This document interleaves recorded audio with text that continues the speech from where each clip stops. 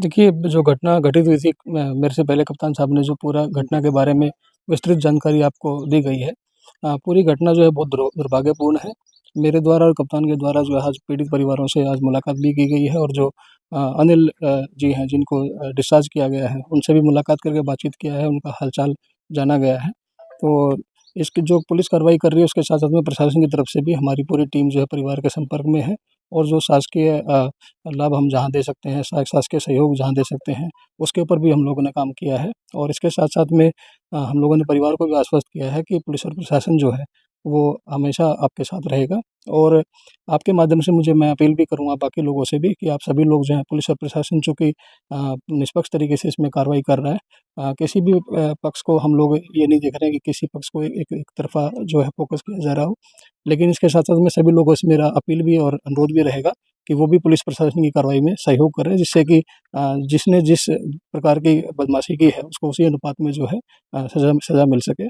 तो इन सारे बिंदुओं पे हम लोग काम कर रहे हैं और आप लोगों के माध्यम से शांति गाँव में और सौहार्द बना रहे इसके लिए सभी लोगों से मेरा अनुरोध और अपील भी सर, है। क्या सहायता दी जा रही है जिनके घरों में आग लग गई है?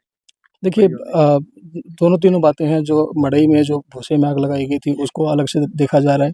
अब चूँकि संतराम जी की दुर्भाग्यवश जो है मृत्यु हुई है, तो उसमें भी कुछ लाभ बनते हैं। तो जो परिवार को हम लोग शासकीय सहयोग दे सकते हैं, वो पूरा हम थोड़ा लिबरल होके उन चीज़ों पे विचार कर रहे सर, हैं। प्रदेश के कोने-कोने से नेता लोग इस मामले को तूल लेना चाह रहे हैं सर।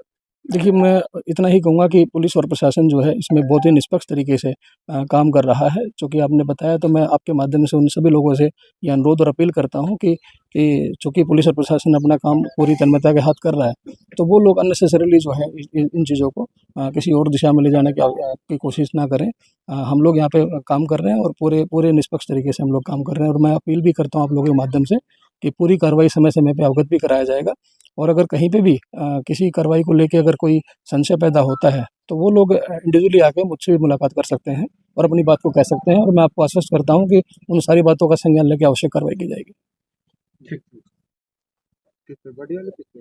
नहीं, नहीं, ये आज सर, आज आप लोग करी ग्राम सभा में आए हैं, क्या मामला आपके घर के पास है? देखिए, दिनांक 14 मार्च 2025 को ग्राम कर्री में समय लगभग 2:30 बजे के आस घटना घटित हुई थी जिसमें कि सुरेंद्र राजभर जो हैं सन ऑफ चौथी, इनके घर पे ये स्पीकर पे कुछ गाने-वाने ये लोग बजा रहे थे, कुछ लोग डांस-वांस कर रहे थे। उसी को लेकर यहाँ पे विवाद हुआ जिसमें कि मारपीट भी हुई, पत्थरबाजी भी हुई और यहाँ जो पशुओं को जो बाँधते हैं जो घास-फूस की ये मड़ई होती है, उसमें आग लगने की घटना भी घटित हुई है।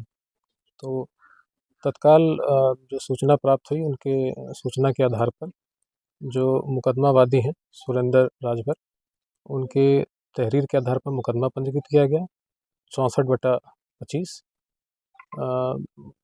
सुसंगत धाराओं में पंजीकृत करने के बाद 4 लोग के खिलाफ उन्होंने दिया था। चारों लोग का नामज़द उसमें मुकदमा लिखा गया। उसके बाद विवेचना स्टार्ट हुई, उसमें जो 4 लोग जो नामज़द थे, उसमें से 3 लोग गिरफ्तार भी हुए, फिर कुछ लोग उसमें प्रकाश में भी आए। तो टोटल 8 लोग उस घटना में अभी तक शामिल होना आया है। 8 लोगों में से 5 लोग की गिरफ्तारी हो गई है। जो लोग गिरफ्तार हो गए हैं, उनका नाम है रत्नेश तिवारी, आशुतोष तिवारी, अशोक तिवारी, साथ ही जयप्रकाश यादव और योगेंद्र यादव। तो ये कुल 5 लोग इस घटना में अभी तक गिरफ्तार हो गए हैं।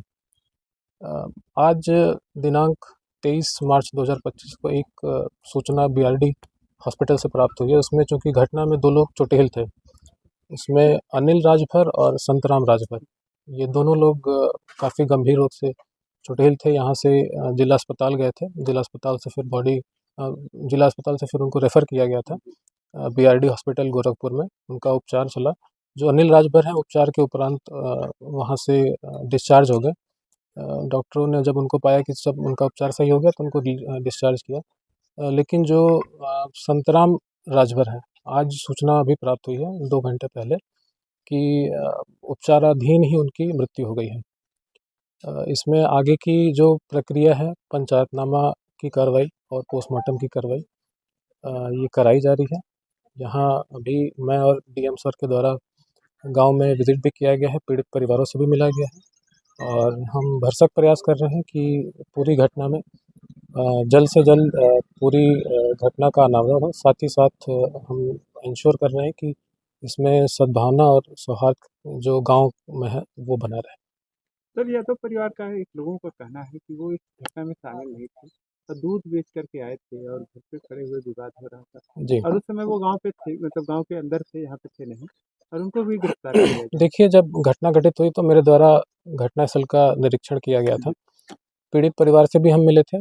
पीड़ित परिवार ने बड़ा स्पष्ट रूप से बताया था और गांव के और भी लोगों ने भी बताया था कि इसमें जो जेपी यादव हैं, इनके छत पे चढ़ के पथराव किया गया था।